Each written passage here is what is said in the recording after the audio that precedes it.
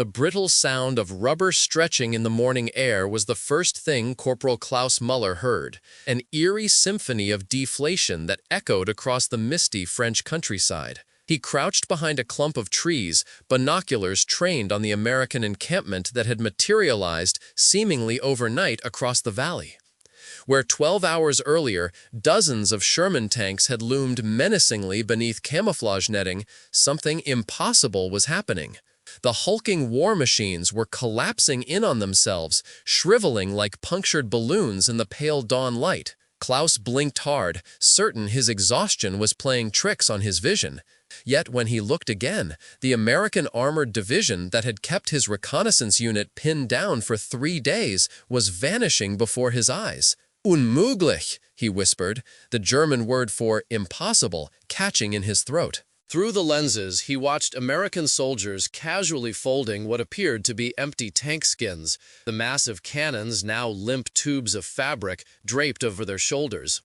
As morning fog lifted, what had appeared to be an entire battalion of American armor revealed itself as an elaborate charade, rubber and air where steel and crews should have been.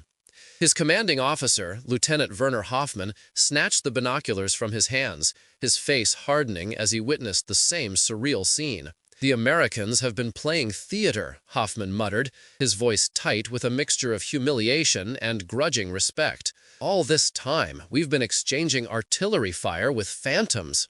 The date was August 17, 1944. And the German scouts had just encountered the elaborate deception of the 23rd Headquarters Special Troops, the legendary Ghost Army that would confound German intelligence across France throughout the final year of World War II. Klaus's discovery, one of the rare documented moments when German forces actually witnessed the deception in action, would remain classified for over 50 years after the war's end. The deflating tanks that morning weren't merely an optical illusion. They represented perhaps the most elaborate battlefield ruse in modern warfare. For 3 days, Klaus and his reconnaissance unit had been reporting the presence of substantial American armor, their intelligence prompting German commanders to divert precious resources to counter the threat. Artillery batteries had been repositioned, reinforcements called from critical sectors, all to address an enemy that was, in reality, little more than fabricated phantoms. How could an army made of rubber and sound recordings possibly deceive the vaunted German military machine? This question would haunt Klaus long after the morning when the tanks melted away like morning mist, a moment that forced him to question everything he thought he knew about the nature of modern warfare. The story of that dawn revelation, of tanks deflating like punctured parade balloons, would become a legend whispered among German intelligence officers, yet officially denied by high command, who could not acknowledge they had been so thoroughly fooled. As Klaus lowered his binoculars and faced his commanding officer, neither man could have imagined they had just witnessed not merely a tactical deception, but the dawn of a new kind of warfare altogether, one where perception itself became the most powerful weapon of all. 48 hours earlier, the night had been punctuated by the unmistakable rumble of Sherman tanks. The sound of metal treads grinding against French country roads had echoed through the valley, keeping Klaus awake in his forward observation post. Occasional flashes of light revealed the silhouettes of American armor moving into position. Intelligence reports confirmed what the German scouts could plainly see and hear. Elements of the 4th Armored Division were establishing a staging area, likely preparing for a dawn attack that would punch through thinly stretched German lines. German commanders, already struggling to contain the Allied breakout from Normandy, reacted swiftly to these reports. A panzer company was diverted from St. Lo, artillery batteries repositioned, and reinforcements rushed to the sector. Every resource shifted to counter the American armored threat represented a victory for the 23rd Headquarters Special Troops, though Klaus and his fellow scouts had no idea they were being manipulated so masterfully. "How many tanks would you estimate?" Lieutenant Hoffmann had asked, huddled over a map in the farmhouse they'd commandeered as a temporary headquarters. "At least 50, possibly more," Klaus had answered confidently. "Plus support vehicles, fuel trucks, infantry. They're not hiding their presence. They know we can see them." Another scout, Dieter Schmidt, nodded in agreement. "I counted 3 distinct companies. They're positioning for an assault, without question." What none of them realized was that the 4th Armored Division was actually 70 miles away. The tanks they had observed were inflatable rubber dummies, meticulously positioned by the Ghost Army's engineers. The rumbling sounds came from massive speakers mounted on special trucks,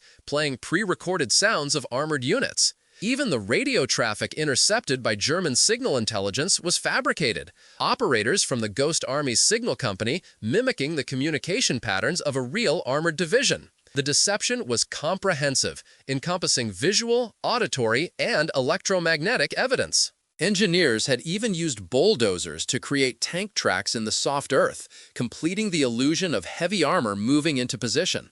American soldiers with patches of the 4th Armored openly frequented nearby villages, talking loudly in cafes about their upcoming operations, ensuring civilian observers and potentially German spies would report their presence. What would later astonish Klaus most wasn't just the audacity of the deception, but its meticulous attention to detail.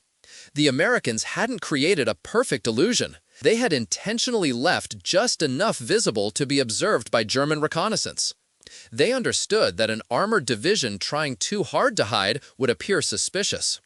Instead, they practiced what they called the art of imperfect camouflage, ensuring their rubber tanks were just visible enough to be discovered by German scouts. That night, as German artillery pounded the positions of phantom tanks, the men of the Ghost Army huddled in genuine fear. Their deception worked almost too well, drawing real fire that could kill them just as effectively as any flesh-and-blood combat unit. The rubber tanks, designed to appear realistic even to aerial reconnaissance, absorbed shell fire meant for real armored divisions fighting elsewhere. With each explosion illuminating the night sky, the Ghost Army fulfilled its mission, drawing German attention and firepower away from actual Allied operations. The 23rd Headquarters Special Troops represented perhaps the most peculiar collection of talents ever assembled for military service.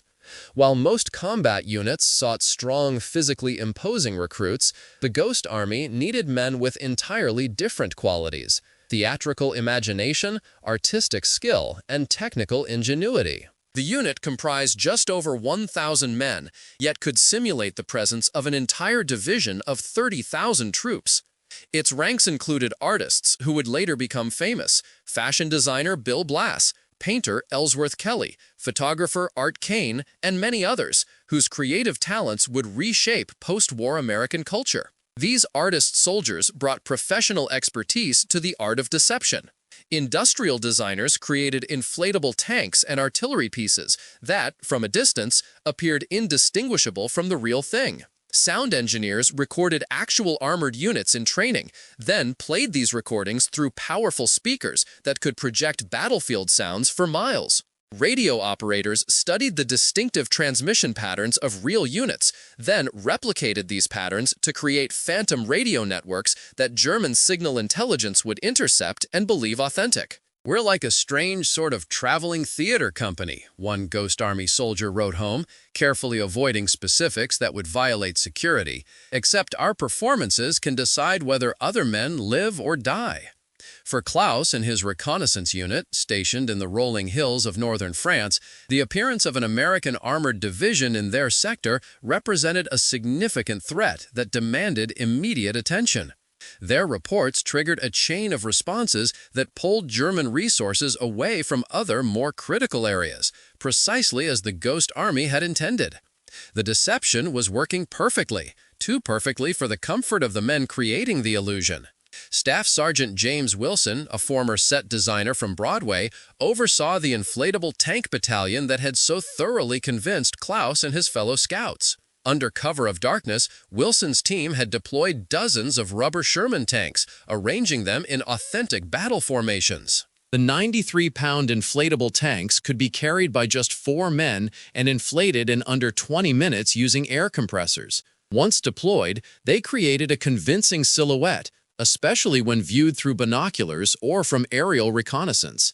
"Make sure they're visible but not obvious," Wilson instructed his men as they positioned the tanks.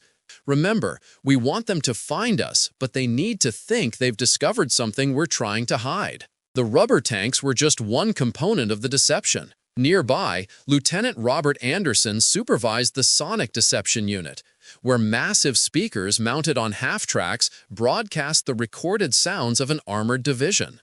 The recordings, captured during actual training exercises in England, included tanks starting their engines, crews shouting orders, and the distinctive metallic clanking of Sherman treads on pavement. "Volume is critical," Anderson reminded his operators. "Too loud and it sounds artificial. Too soft and they won't hear it at all. We need to match what an actual division would sound like from this distance." The third element of the deception came from Captain David Harris and the radio deception unit.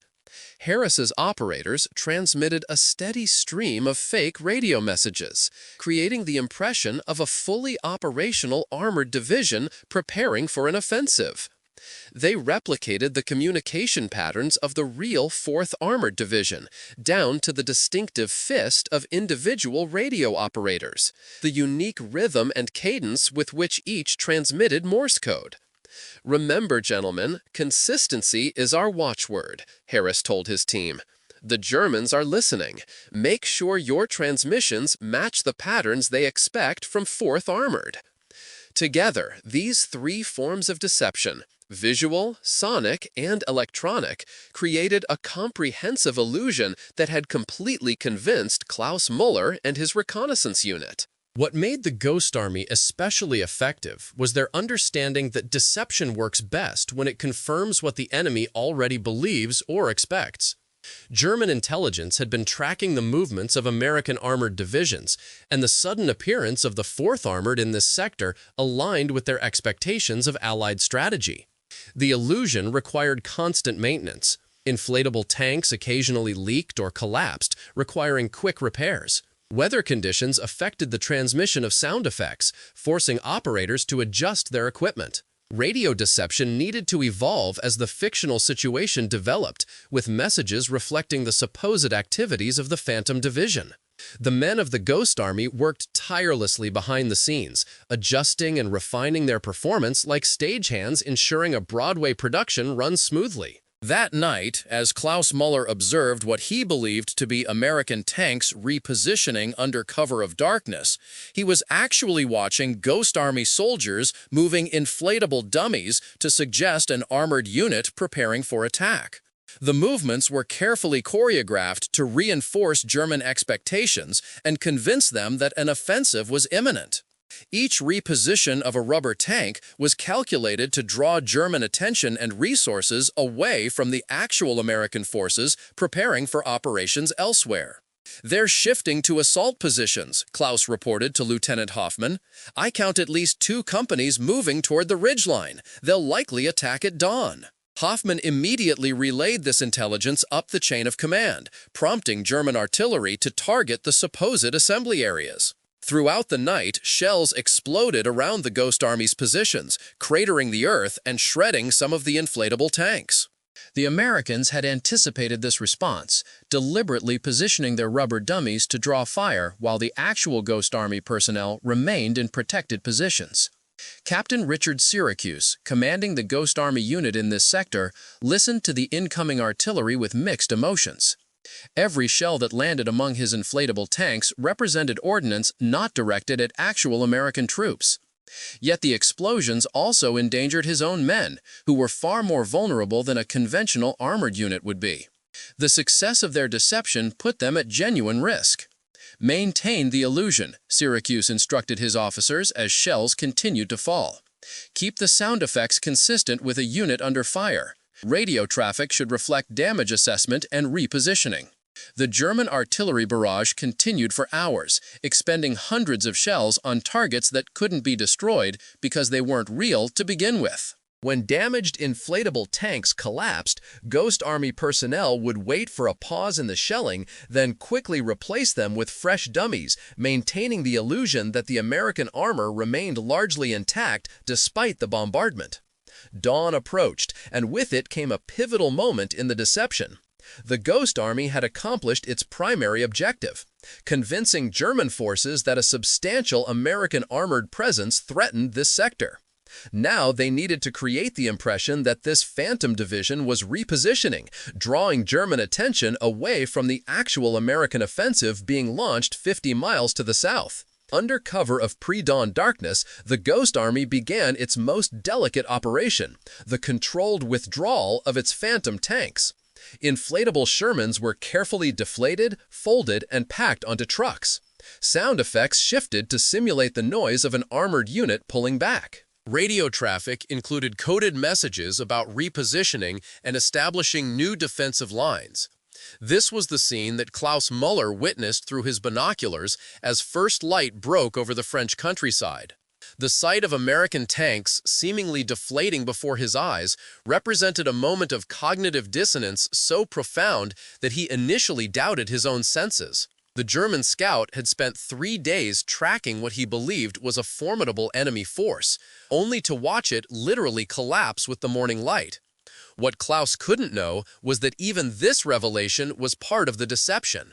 Captain Syracuse had deliberately allowed a limited glimpse of the illusion being dismantled, creating confusion about American intentions. Were the Americans actually withdrawing? Had the entire armored presence been a deception? Or was this visible deflation itself a ruse, designed to make German forces lower their guard while real tanks approached from another direction? This calculated ambiguity was a hallmark of the Ghost Army's approach. Even when parts of their deception were exposed, they incorporated that exposure into the larger illusion. German commanders, receiving Klaus's report about deflating American tanks, faced a dilemma of interpretation. Some dismissed it as the confused observation of an exhausted scout. Others suggested it might indicate a new type of rapidly deployable American armor. Few were willing to accept the humiliating truth that they had been comprehensively fooled by inflatable dummies and sound effects. Lieutenant Hoffman struggled with how to report what they had witnessed. "We observed American armor, apparently deflating," he finally wrote in his field report, the hesitation evident even in his written words. Possible new form of collapsible tanks or deceptive measures being employed by enemy forces. This reluctance to acknowledge the full extent of the deception played directly into the Ghost Army's hands. Uncertainty about American capabilities and intentions created precisely the kind of confusion that benefited Allied operations elsewhere. Even when partially exposed, the illusion continued to serve its purpose, diverting German attention and resources from actual American movements. As the rubber tanks disappeared and the Ghost Army prepared to create their next illusion elsewhere, they left behind a lingering uncertainty that would plague German intelligence for the remainder of the war.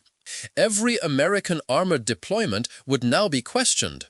Was it real or another elaborate deception? This doubt itself became a weapon, undermining German confidence in their own intelligence gathering and forcing them to spread resources thinly to counter both actual and potential threats. For the men of the Ghost Army, the operation was considered a success. They had convinced German forces that a substantial American armored presence threatened this sector, diverting enemy resources away from the actual American offensive. Though some aspects of their deception had been glimpsed, the overall illusion had achieved its strategic objectives. They packed their rubber tanks, sound equipment, and radio gear, preparing to create their next performance at another location along the front. The Ghost Army would go on to conduct more than 20 major deception operations across Europe, from Normandy to the Rhine. Their techniques grew more sophisticated as they gained experience, culminating in elaborate deceptions that convinced German forces that entire American armies were positioned where none actually existed.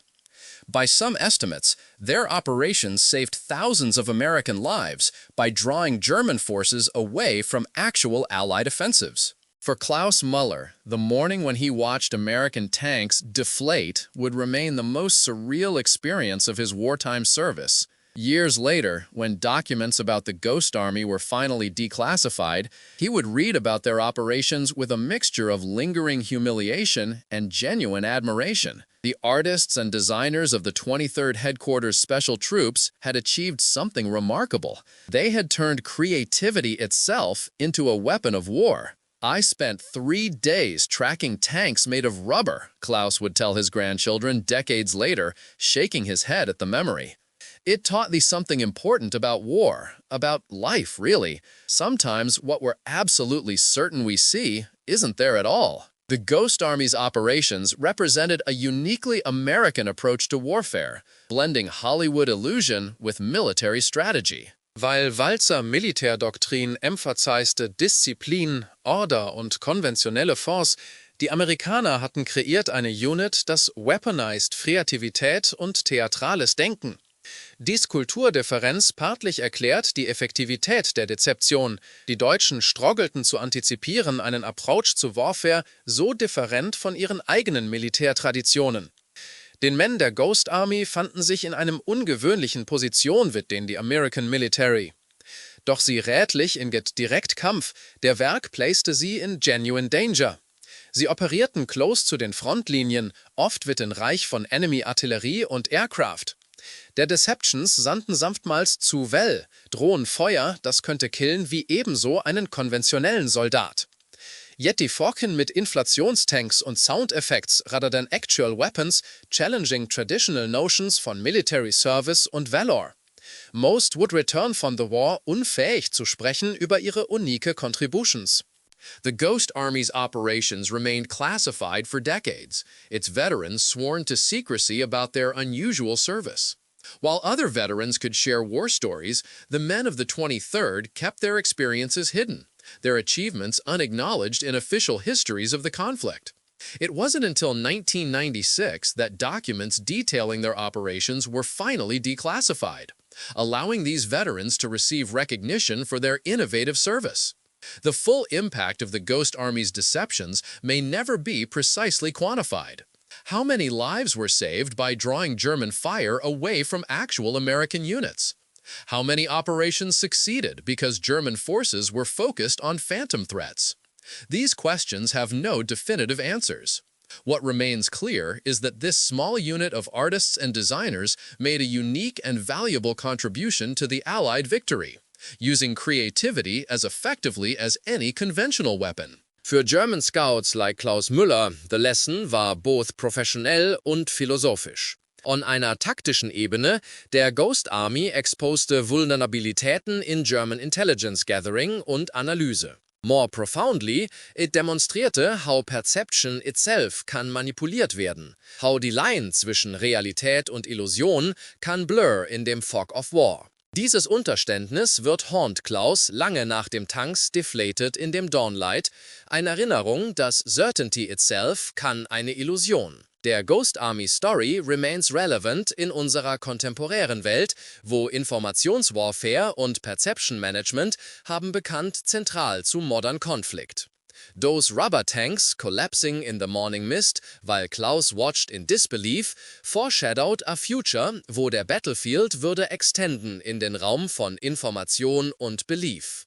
Die Artists und Designer, die diese Deceptions kreierten, waren Pioniere eines Approach zu Warfare, das hat es dann nur mehr signifikant mit Zeit. Perhaps this explains the enduring fascination with the Ghost Army decades after the conflict ended. Their operations speak to something fundamental about human perception and belief, how readily we can be convinced of realities that exist only in our minds. For Klaus Müller, watching the tanks deflate that morning in 1944, this revelation was both disturbing and profound. The war he thought he was fighting revealed itself, momentarily, as something else entirely. A battle of perception where reality itself became a contested territory. As the morning fog lifted fully and the last rubber tanks were folded away, Klaus lowered his binoculars and turned to Lieutenant Hoffman. "What exactly do we report?" he asked, still struggling to process what he had witnessed. Hoffman was silent for a long moment, the weight of German military tradition pressing against the evidence of his own eyes. "We report that the American armor has repositioned," he finally said. "Nothing more." This small act of denial, this reluctance to acknowledge the full extent of the deception, represented its own kind of victory for the Ghost Army. Even when glimpsed directly, their illusions retained power through the unwillingness of others to accept what they had seen. As Klaus and Hoffmann made their way back to German lines, the Ghost Army was already planning its next performance, ready to raise its rubber curtain on another act in the strange theater of deception that helped shape the outcome of World War II. When we reflect on the technological and strategic innovations of the Second World War, we often focus on advancements in weaponry, logistics, or tactical doctrine. Yet the story of the Ghost Army reminds us that some of the most effective innovations involved not new weapons, but new ways of thinking about warfare itself. The artists and designers who inflated rubber tanks in the fields of France weren't just creating tactical deceptions. They were pioneering an approach to conflict that recognized perception as a battlefield in its own right. For those German scouts who witnessed tanks deflating at dawn, the moment represented more than a tactical surprise. It was a glimpse into warfare's future, where the line between reality and illusion would grow increasingly blurred, and where victory might depend as much on shaping perception as on physical force. The Ghost Army's legacy lives on whenever military planners consider not just the physical dimensions of conflict, but its psychological and informational aspects as well. A reminder that sometimes the most powerful weapons are those that exist only in the minds of those who perceive them.